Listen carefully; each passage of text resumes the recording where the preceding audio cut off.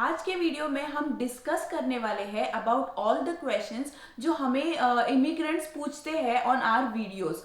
ये वही क्वेश्चंस है जो इमिग्रेंट्स को हेल्प करता है in their decision making whether और not to move to Norway. तो हम वो सारे क्वेश्चंस अभी देखेंगे, अब डिस्कस करेंगे और कौन से फैक्टर्स है जो उनको मोटिवेट करते हैं to move to Norway.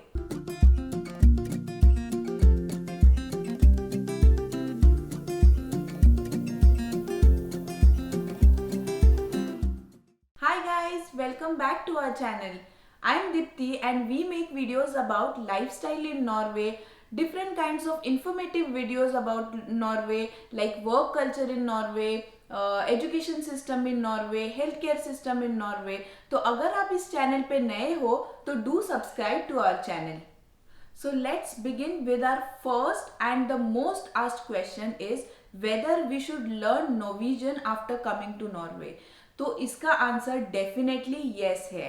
Of course यहाँ पे इंग्लिश बोली जाती है but as a Norwegian they expect us from immigrants that हमें उनकी लैंग्वेज सीखनी चाहिए। This is a way of respecting their culture and their language.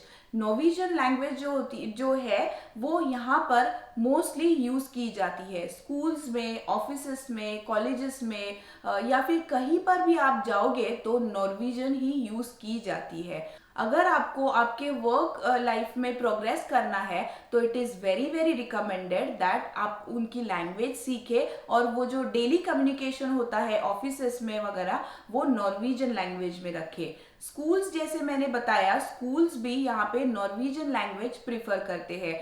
All the Norwegian language schools are free. तो स्कूल्स में भी आपको अगर कम्युनिकेशन करना है तो it is very very important कि आपको नॉर्वेजियन आनी चाहिए। अपार्ट फ्रॉम दिस, जो लोग यहाँ पे जॉब सर्च कर रहे हैं उनके लिए भी ये जानना बहुत ज़रूरी है कि 10 आउट ऑफ 8 जॉब एडवर्टाइजमेंट्स जो होती है उनकी जो मेन रिक्वायरमेंट होती है वो नॉर्वेजियन है। तो अगर आप नॉर्वेजियन लर्न करते हो तो it is going to benefit you in a way to find a job in a very easier way.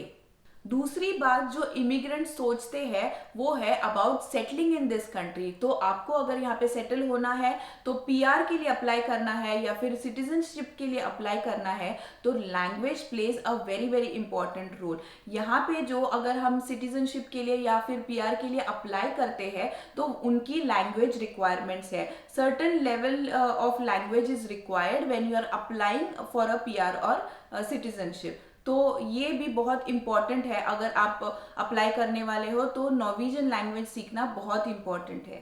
Now coming to the second question, वो है job opportunities and work culture.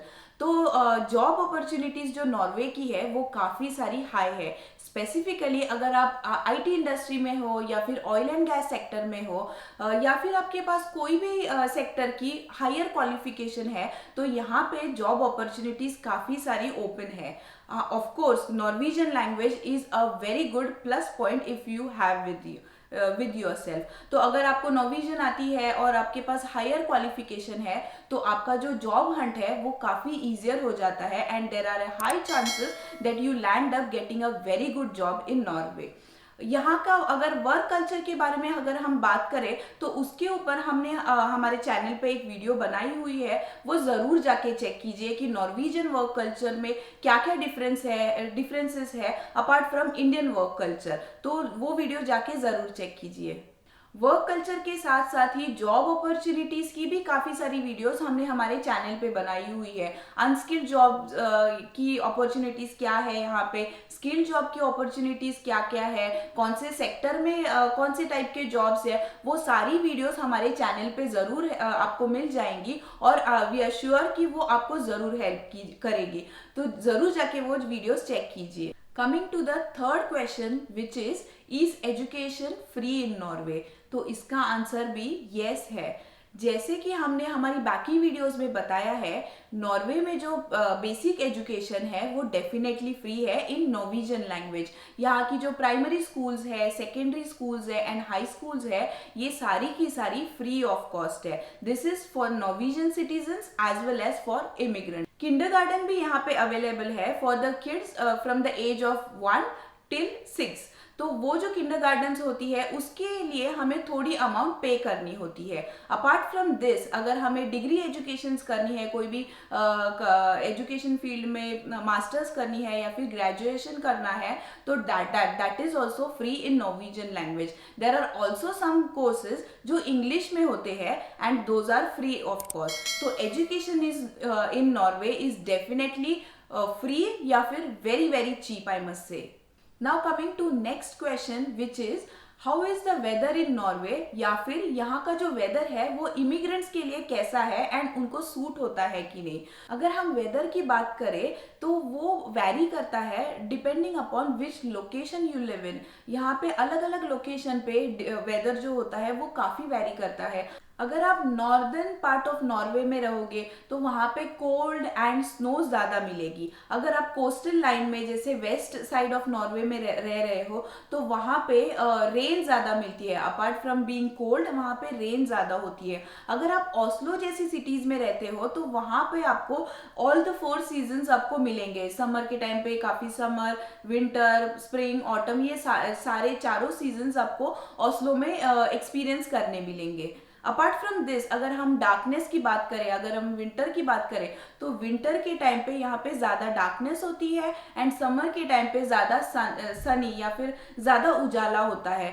Day light की अगर बात करें तो winter time में northern part of Norway में hardly हमें कोई डे लाइट मिलती है, और वैसे ही अगर समर की बात करें तो नॉर्दर्न पार्ट में सन सेट ही होता नहीं है। लेकिन अगर हम दूसरे सिटीज़ की बात करें तो वहाँ पे डे लाइट जो होती है विंटर के टाइम पे दैट इज़ 4 to 5 आवर्स, और समर के टाइम पे जो डार्कनेस होती है that is 4 to 5 hours.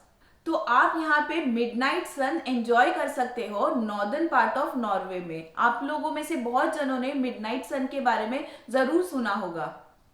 Coming to the next and frequently asked questions by the immigrants, which is how is the healthcare system in Norway? तो मैं बताना चाहूँगी कि हेल्थ केयर सिस्टम जो नॉर्वे का है that is one of the best in the world. यहाँ का जो हेल्थ केयर है for kids that is free until the age of 18। आपकी किड्स की जो रेगुलर वैक्सीनेशंस होती है या फिर रेगुलर जीपी की विजिट्स होती है या फिर स्पेशलिस्ट की जो विजिट्स होती है, apart from this dental visits होती है that is also free for the kids until the age of 18। Dental में भी इनका जो रेगुलर डेंटल चेकअप्स होता है या फिर कोई कैविटीज फिक्स करनी होती है that is also free of cost for kids up till the age of 18। अगर हम एल्डर्स की बात करें तो एल्डर्स के लिए भी hospitalization is free of cost. हमें कुछ भी पैसे भरने नहीं होते अगर इफ वी आर हॉस्पिटलाइज्ड। लेकिन अगर हमें रेगुलर जीपी के पास जाना होता है या फिर किसी स्पेशलिस्ट डॉक्टर्स के पास जाना होता है तो वी हैव टू पे अ सर्टेन अमाउंट, एंड जो बाकी की जो अमाउंट होती है that is paid by the government. तो I would definitely say that the health care system is in Norway is very very good. Coming to next question, which is Norway happy about immigrants coming to their country? तो इसका answer definitely yes है। यहाँ की जो job opportunities है वो काफ़ी ज़्यादा हाई है और इनकी जो पॉपुलेशन है वो काफ़ी कम है, तो इन्हें इमिग्रेंट्स की डेफिनेटली बहुत ज़्यादा ज़रूरत है। अपार्ट फ्रॉम दिस वो लोग काफ़ी हेल्पफुल भी है, जॉब की जगहों पर भी वो काफ़ी हेल्प करते हैं। उनका जो नेचर है वो बहुत ही लविंग, काइंड एंड हेल्पफुल है। But also as a immigrant वो हमसे एक्सपेक्ट करते हैं कि हम उनकी लैंग्वेज को या फिर उनकी कल्चर को ज़्यादा रिस्पेक्ट करें। तो a way of doing that is learning their language and getting mixed with them. और अब बात करते हैं आखिरी सवाल के बारे में, जो है how difficult is it for a immigrant to settle in Norway. तो मैं बताना चाहूंगी कि अगर आप इंडिया या फिर वहाँ की जो आसपास की जो कंट्रीज है वहाँ से अगर आप आ रहे हो तो it is a big difference for those people, क्योंकि यहाँ का वेदर जो होता है वो काफ़ी हार्श लगता है हमें, बिकॉज हमें उस वेदर की वहाँ पे आदत नहीं होती। लेकिन इनिशियली एडजस्ट अगर आपने कर लिया या फिर थोड़ा जैसे टाइम जाता है उसके बाद हम एडजस्ट कर पाते हैं। अपार्ट फ्रॉम दैट अगर आपको यहाँ पे मूव करना है तो it is a best option to move during April to June July के टाइम पे, क्योंकि वहाँ वो टाइम पे वेदर थोड़ा बेटर होता है। तो वो टाइम अगर आप यहाँ पे शिफ्ट हो रहे हैं तो आपको थोड़ा टाइम मिल जाएगा to settle in. Apart from that बाकी की अगर चीज़ों की अगर हम बात करें लाइक रेंटिंग अ हाउस और फाइंडिंग अ जॉब या फाइंडिंग अ स्कूल और किंडरगार्टन, तो वो सारी जो चीज़ें हैं वो ऑनलाइन हम कर सकते हैं। तो it is quite easier to do all the things online and get it fixed. तो ये थे फ्यू ऑफ द क्वेश्चंस जो हमने सिलेक्ट किए और हमने ट्राई किया उनको आंसर करने के। अपार्ट फ्रॉम दैट अगर आपके और कोई क्वेश्चंस है या फिर और कोई क्वेरीज है जो आप हमसे पूछना चाहते हैं तो ज़रूर हमें कमेंट सेक्शन में पूछ के बताइए। We will try our best to answer most of your questions. तो अगर ये वीडियो आपको पसंद आई हो तो ज़रूर इस वीडियो को लाइक कीजिए, हमारे चैनल को सब्सक्राइब कीजिए, अपने फ्रेंड्स और फैमिली के साथ शेयर कीजिए। And now we meet in our next video. Until then bye bye.